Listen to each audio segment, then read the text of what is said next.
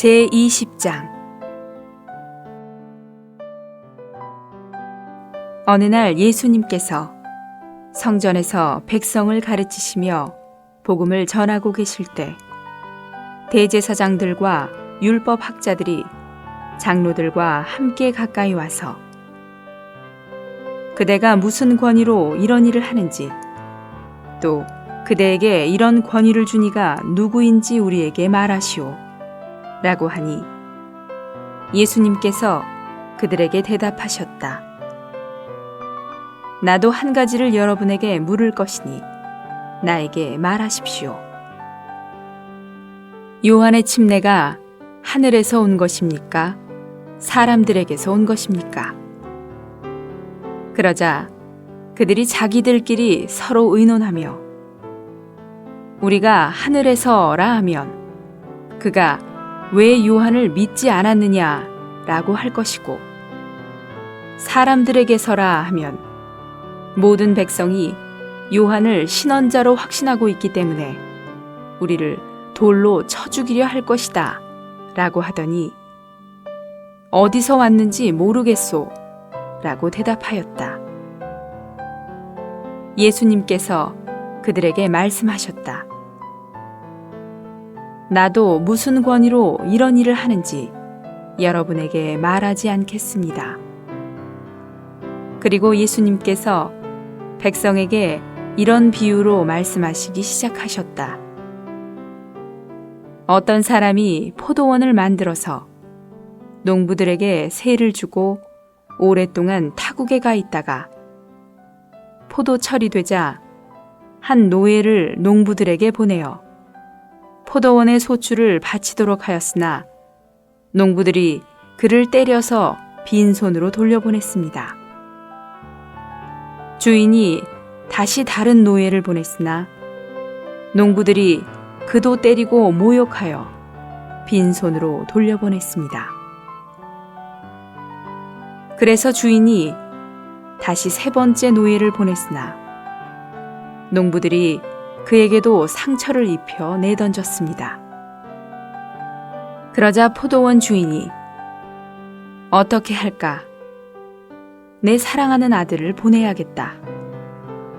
아마 그들이 이 아들은 존중할 것이다 라고 하였지만 농부들은 그 아들을 보자 서로 의논하며 이 사람은 상속자이니 그를 죽여 그의 유업이 우리의 것이 되게 하자 라고 하고 그를 포도원 밖에 내던지고 죽였습니다.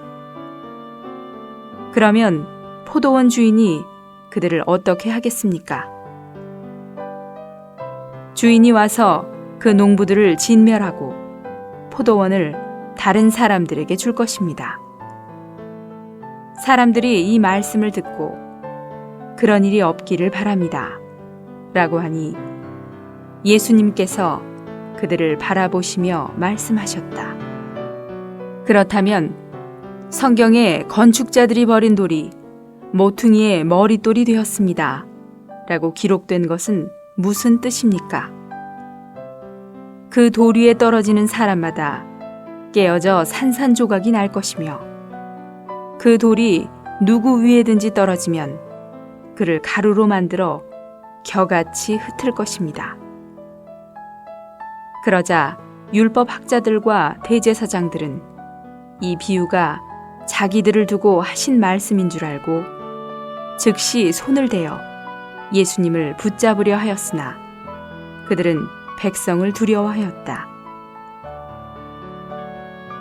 그래서 그들은 예수님을 자세히 지켜보고 있다가 의인으로 가장한 첩자들을 보내어 예수님의 말씀을 꼬투리 잡아 그분을 총독의 통치와 권위 아래 넘기려고 하였다.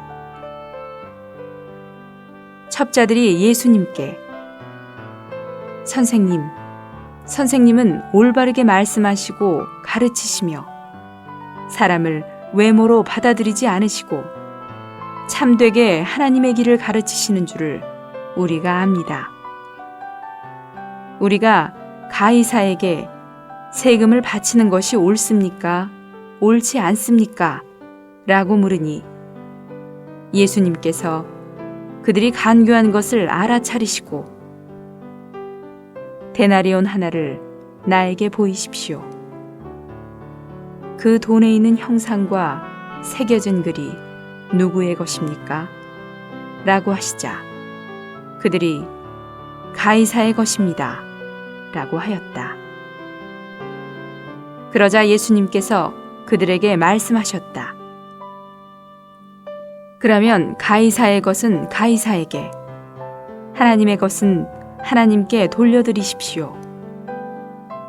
그들은 백성 앞에서 예수님의 말씀을 꼬투리 잡을 수 없었을 뿐만 아니라 오히려 그분의 대답에 놀라 입을 다물고 말았다.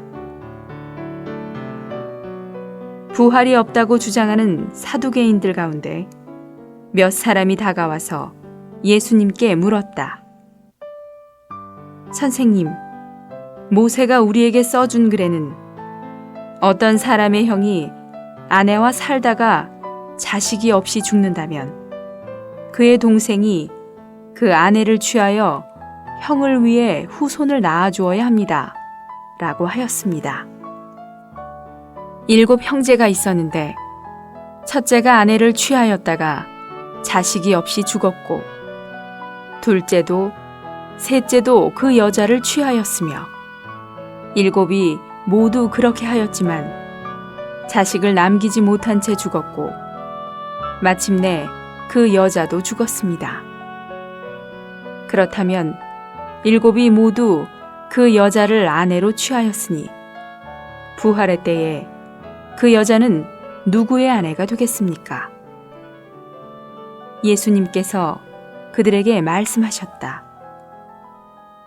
이 시대의 아들들은 장가도 가고 시집도 가지만 죽은 사람들 가운데서 부활하여 저 시대를 얻기에 합당하다고 인정되는 사람들은 장가도 가지 않고 시집도 가지 않으며 다시 죽지도 않는데, 왜냐하면 그들이 천사들과 같고 하나님의 아들들, 곧 부활의 아들들이기 때문입니다.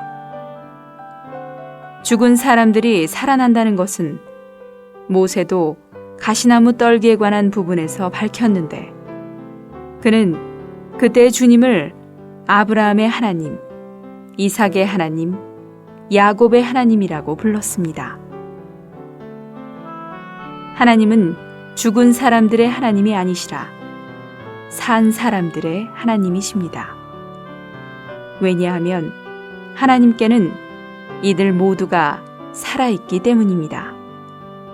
그러자 율법 학자들 가운데 몇 사람이 말하였다. 선생님 말씀을 잘하셨습니다. 그 후에 그들은 더 이상 아무것도 감히 예수님께 질문하지 못하였다. 예수님께서 그들에게 말씀하셨다. 사람들이 그리스도를 다윗의 자손이라고 하는 것은 어떻게 된 것입니까? 다윗 자신이 시편에서 말하였습니다. 주님께서 나의 주님께 내가 너의 원수들을 너의 발받침대로 둘 때까지 나의 오른편에 앉아 있어라 라고 말씀하셨습니다. 다윗이 그리스도를 주님이라고 부르는데 어떻게 그리스도께서 다윗의 자손이 되시겠습니까? 온 백성이 말씀을 듣고 있을 때에 예수님께서 제자들에게 말씀하셨다. 율법 학자들을 조심하십시오. 그들은 긴 겉옷을 입고 다니기를 좋아하고 시장에서는 인사받는 것을, 회당에서는 높은 자리를, 잔치에서는 첫 자리를 좋아합니다. 그들은 과부의 가산을 삼키고도 꾸며서 길게 기도하는 사람들입니다. 이런 사람들은 더 엄한 심판을 받을 것입니다.